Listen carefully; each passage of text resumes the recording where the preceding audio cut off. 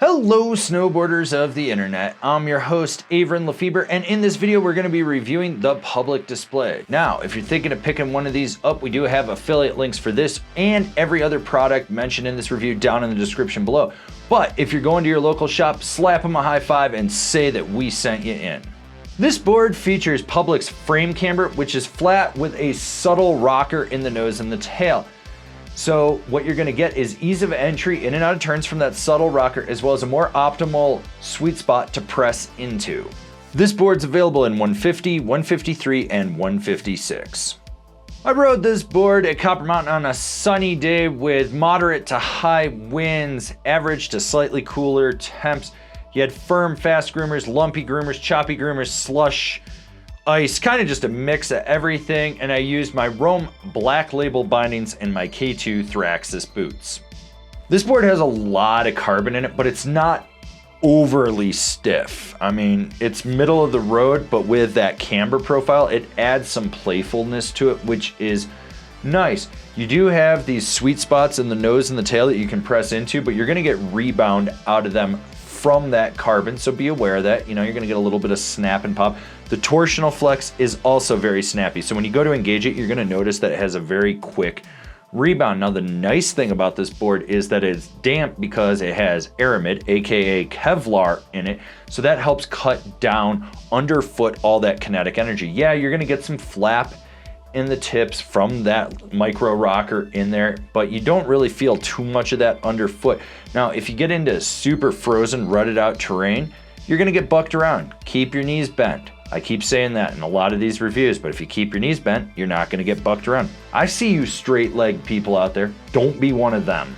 The nice thing with this board is you get a lot of rebound from all that carbon in there, and with that flat to slight rocker profile, you roll back at the last minute, it engages it, and you're gonna be able to boost. This board will get you up in the air, but you don't really have to worry about actively loading it up.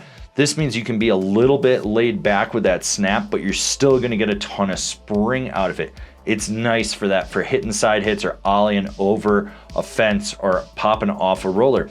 Now with jumps, small to some large features, and I do say some because that camber profile doesn't have the grip in the landing that traditional camber would, so it can be a little bit loose.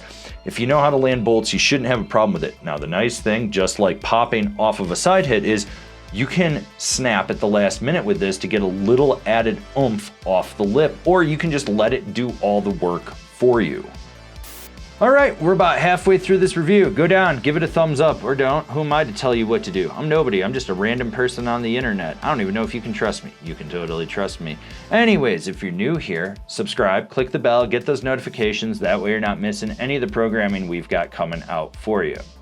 This thing is buttery. What I like about it is that subtle rocker gives you a nice sweet spot, and then with all that carbon, it locks in and holds. You can find yourself perfectly balancing on the nose or the tail, getting sideways, but when you need to engage it, that spring is there to get you out of it. So if you need a lot of boost out of something, or you just need it to engage as you're spinning around on a butter, it's gonna be able to torque and give you that pop. That's what's nice about this. It's not gonna be one of these forgiving, like flat to rocker boards. Oh, lean back, oh, I'm doing a tail press, look at me. No, you gotta be a little calculated with it, put a little work in. And when it comes to jibbing, this is what this board's made for.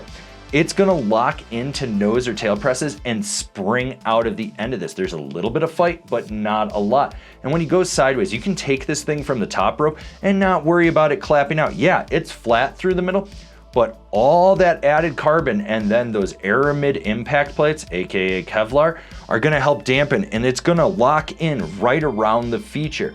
You wanna go big on a jib? You can go big on a jib with this. This thing turns. It's nice that you can just steer this right underfoot because of that flat to rocker profile. You can really just ankle steer this, and that helps you with short, tight, quick carves and medium mellow ones. You don't really have to worry about it too much with it. And with it having as much carbon as it does, when you get it on edge and you're really driving it off the tail, you're gonna get spring and snap out of a harder carve. It's not as much as a traditional cambered board, but it's there. It's not gonna fold and wash out on you, which makes this more versatile with this camber profile. This thing is a blast to just go rail a turn on, then like do a little snake run, and then weave in and out of some park features or stupid skiers that were lost in the park to hit what you want. You don't have to worry about it with this. Rider in mind, this is for the jib kid that needs something for going bigger, someone that's going to be pushing their limits. They want a little more durability out of their jib stick.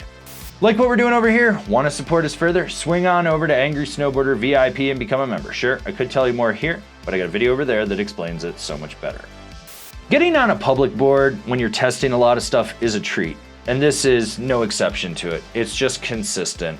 It's a board that if it's the later part of the day, you don't have to worry about it when you're in slush or chop. It's gonna push through it and perform how you want it to. It's got good snap, it's got good edge hold.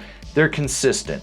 And with them being a smaller board, their tech makes sense, their tech story makes sense. They've just sort of put it right there in front of you and go, this is what you're gonna get with us, this is how it's gonna perform, and you don't have to worry about it, and I agree with that.